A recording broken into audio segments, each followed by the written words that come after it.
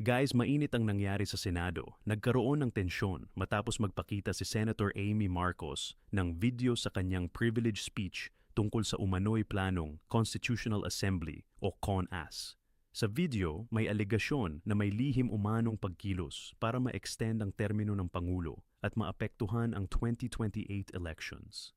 Pero agad itong kinwestiyon ni Senator Risa Hontiveros at ilang minority senators. Ang sabi nila, hindi raw sapat ang opinyon o edited clips para maging bahagi ng official Senate record.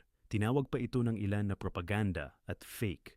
Dahil dito, nagkaroon ng debate sa loob mismo ng Senado, hindi lang tungkol sa laman ng video, kundi tungkol sa mas malaking tanong. Ano ba ang pwedeng ilagay sa Senate record bilang ebidensya?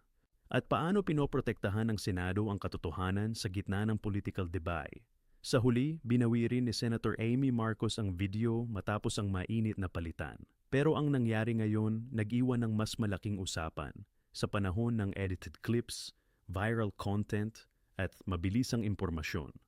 Paano natin malalaman kung ano ang totoo? At ano ang responsibilidad ng Senado kapag impormasyon na ang mismong pinagtatalunan? Kayo, ano sa tingin ninyo?